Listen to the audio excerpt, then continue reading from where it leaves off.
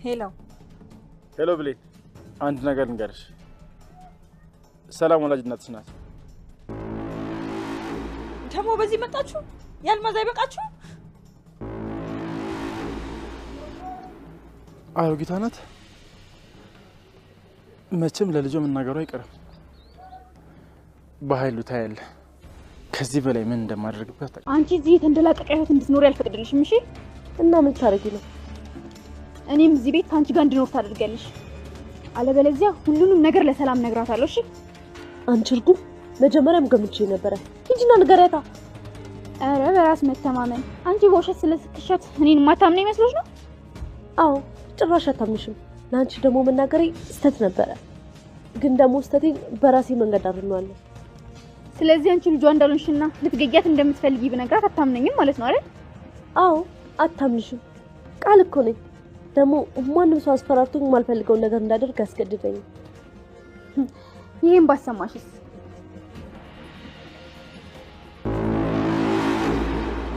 ስለዚህ አንቺ ልጇ እንዳልሆንሽና ልትገያት እንደምትፈልጊ ብነግራት አታምነኝም ማለት ነው አይደል? አዎ አታምንሽም። ቃል እኮ ነኝ። ደግሞ ማንም ሰው አስፈራርቶኝ የማልፈልገውን ነገር እንዳደርግ ያስገድደኝ።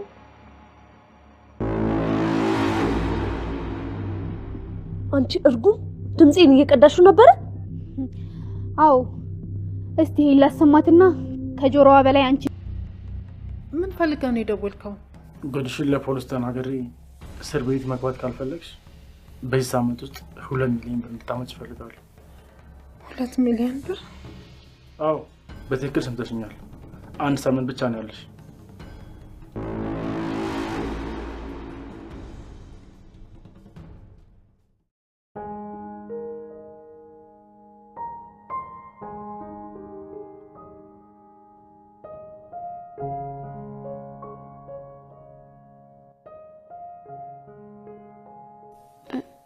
እትዬ ምንድነው? ምን ሆነሻል?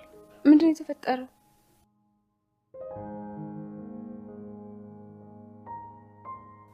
እንዴ ማን የደወለው? ምንድነው እሱ የተፈጠረው?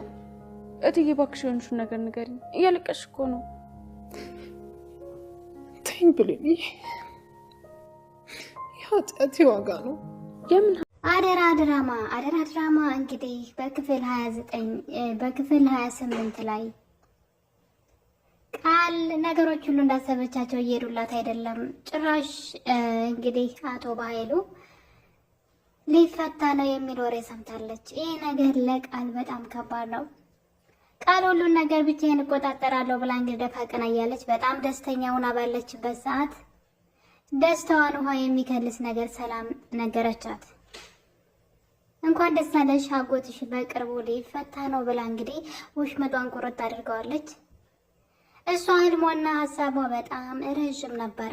አቶ በኃይሉ ከታሰረ ከዚህ በኋላ ሁሉ ነገር የኔ ይሆናል፣ ማንም ሰው አይቆጣጠረኝም ብላ እግሯን ዘርግታ እንግዲህ በጣም ደስተኛ ሆና ነበረ።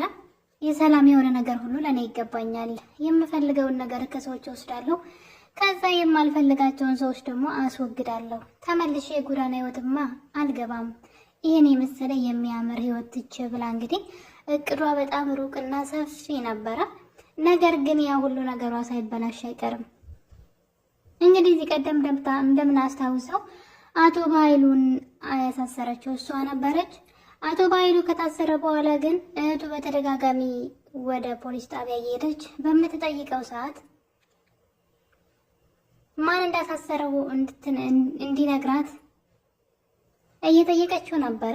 እንግዲህ አቶ በኃይሉ ሰራችልኝ እቺ የተረገመች ሲል ማናት እሷ ብላ ስትጠይቀው አታውቂያትም ብሏል አቶ በኃይሉ። አታውቂያትም ምክንያቱም እዛ ከተፈታ በኋላ ቃልን ሊበቀላት ፈልጓል።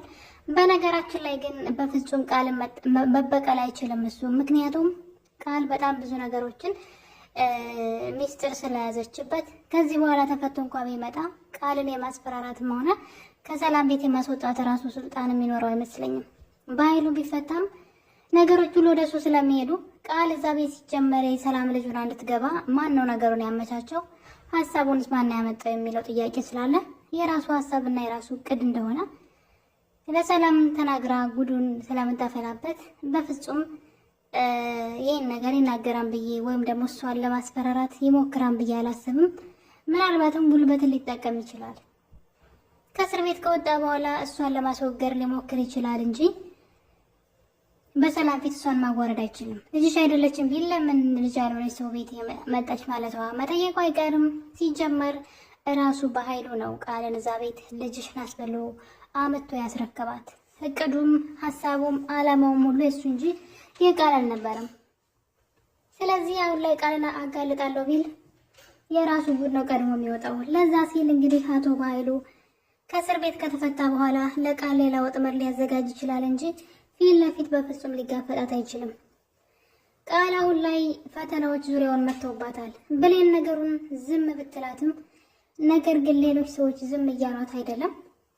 የብሌን ጅልነት በጣም ቢያናደደንም ማለት ነው። እንግዲህ በእናቷ ስላስፈራሯት ነው። በእርግጥ በዛ ላይ ደግሞ ምንም አይነት መረጃ ሳይኖራለ ሰላም ቃል ልጅሽ አይደለችም ብትላት ሰላም አታምናትም። ምክንያቱም ደግሞ ምንም ማስረጃ የላትም። ሰላም ደግሞ ለብዙ ዓመት የናፈቀቻት ልጇ ስለሆነች ልጅሽ አይደለችም የሚለውን አባባል አትፈልግም። ከሰዎችም ሆነ ለራሷ ራሱ መንገር አትፈልግም። ውስጧ እኮ ቃልን አይፈልጋትም።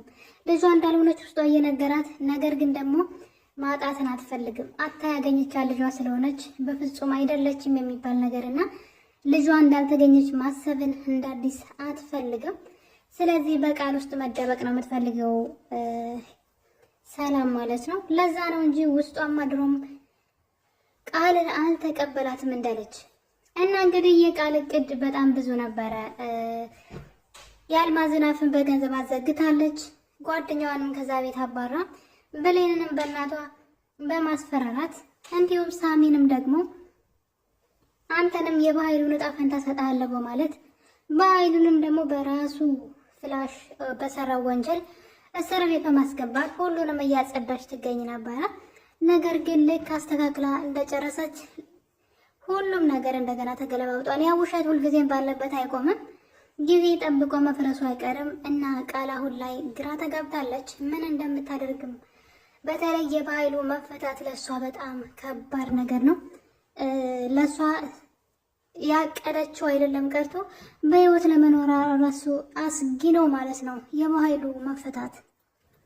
በዛ ላይ ደግሞ አላልፍ ብላ እንግዲህ ሚስጥሯል ከራሷ አሳልፋ ስታዝረከረክ በጣም ብዙ ሰው ጋር ደርሷል ሚስጥሯ ማለት ነው። አብሮ አደጓ የጎዳናዋ ልጅ ጓደኛዋ እንግዲህ እዚህ ቀደም መታ በሰማችሁ ሚስጥር ቀን ጠብቃ ልትበቀላት መታለች። እናም እንግዲህ ሰላም ቃል አግዝሽ እኔ ቃል ጓደኛ ነኝ በማለት ወደዛ ቤት መታለች።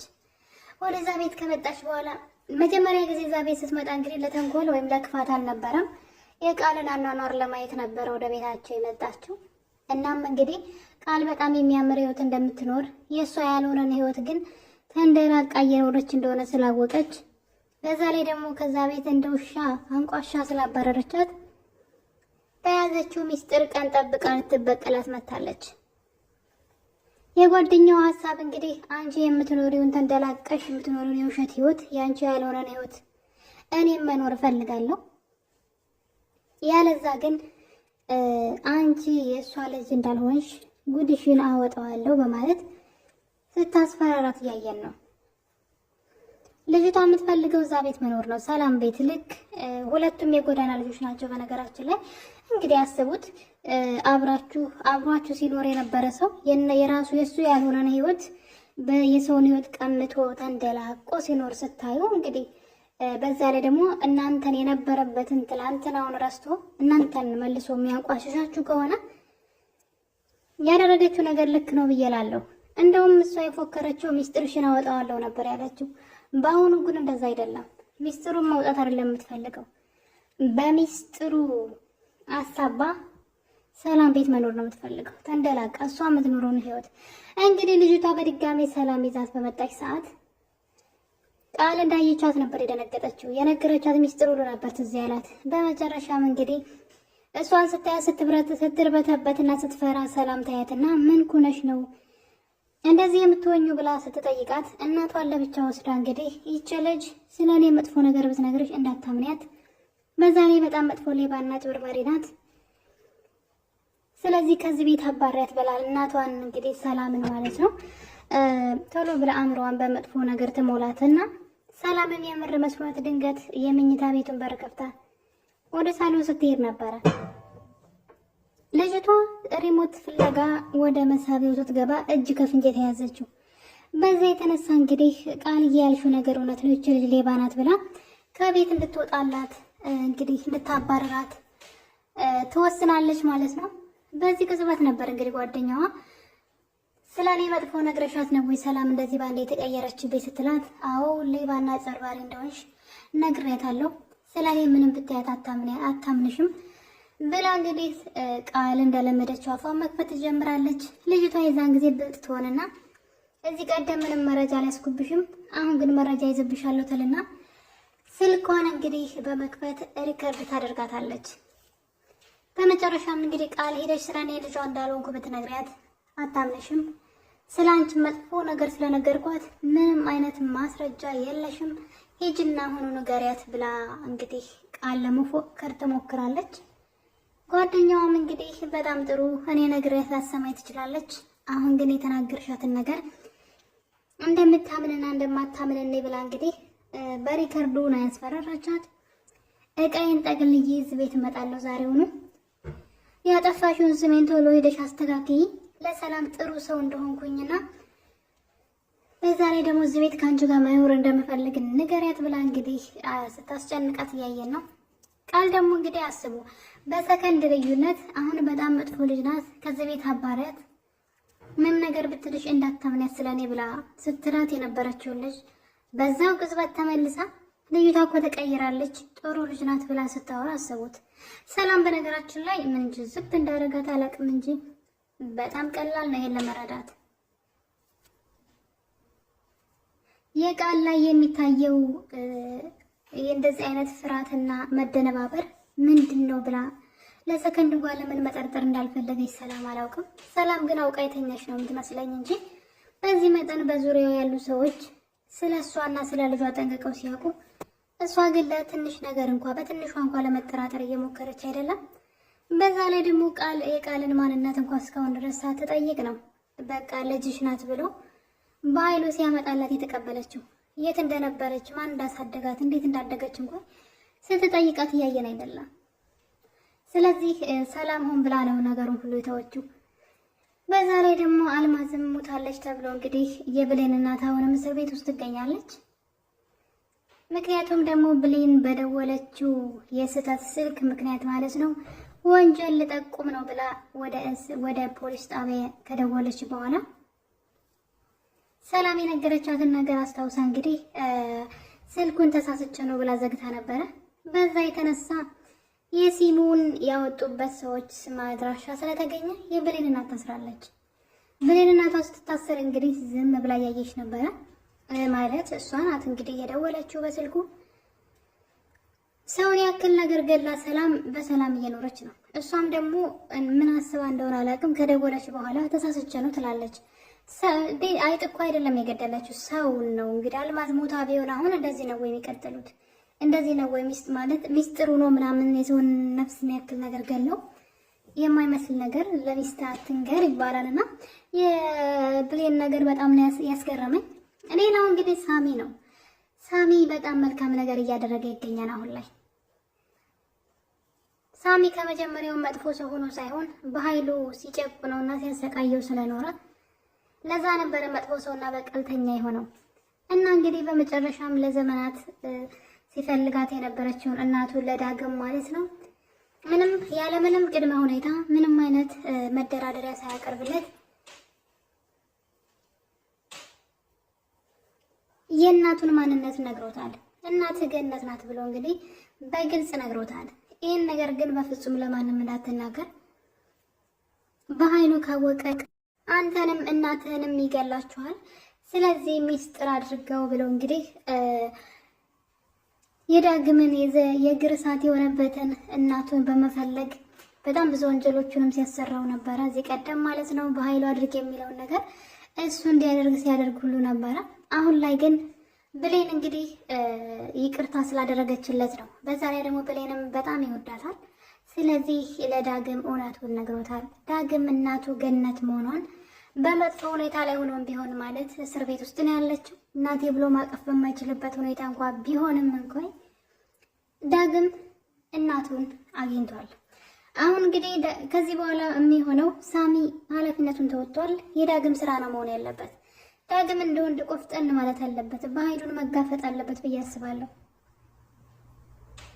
ለዘመናት እናቱን ቀምቶት የኖረ ሰው ነውና ከእናቱ ላይ ይቶስ ሲያሰቃየው የኖረ ሰው እስከሆነ ድረስ ከዚህ በኋላ እናቱንም ራሱንም መጠበቅ አለበት ብዬ አስባለሁ። እንዲሁም ብሌንንም ጭምር ማለት ነው። ስለዚህ ከማለቃቀስ ወጥቶ ቆፍጠን ብሎ የብሌን እናት ማን እንደሆነች መፈለግና ነገሮችን ማስተዋል አለበት ብዬ አስባለሁ። ምክንያቱም ደግሞ በኃይሉን መበቀል ስላለበት እንደስከዛሬው እያለቀሰ ዝም የሚል ከሆነ ግን አሁንም በኃይሉ ከእስር ቤት ሊፈታ ስለሆነ በተለይ ይህን ነገር ካወቀ ለሱም ሆነ ለሳሚ ጥሩ አይሆንም ብዬ አስባለሁ። ሳሚ ግን በጣም መልካም ነገር ነው ያደረገው። እንግዲህ ዳግም እናቱ ገነት መሆኗን ከሰማ በኋላ ቀጥታ ሄዶ እዚህ ቀደም ያየውን ፎቶ ነበር ያስተያየው። እናቱ ናት በጣም በሚገርም ሁኔታ። ነገር ግን ምንም ማድረግ አይችልም። እናቴ ነሽ ብሎ ሄዶ ማቀፍ አይችልም። ምክንያቱም አስፈራርቶታል። በኃይሉ አሁን ከእስር ቤት ይወጣል። ስለዚህ ምንም ነገር ማድረግ ይችላል ማለት ነው። ስለዚህ በጥንቃቄ መጓዝ አለበት። ከዚህ በኋላ ደግሞ ብሌን እናቷ ሰላም መሆኗን ማወቅ አለባት። ይህን ሚስጥርና ቁልፍ ደግሞ ያለው ሳሚ ጋር ነው። ሳሚ በነገራችን ላይ ቃልን መበቀል እሱ ራሱ ይፈልጋል። ምክንያቱም ቃል ለሱ ጉድጓድ እየማሰችለት እንደሆነ ስላወቀ ማለት ነው። ቃል እሱን ከተጠቀመችበት በኋላ ለእስር ልታዳርገው እንደምትችል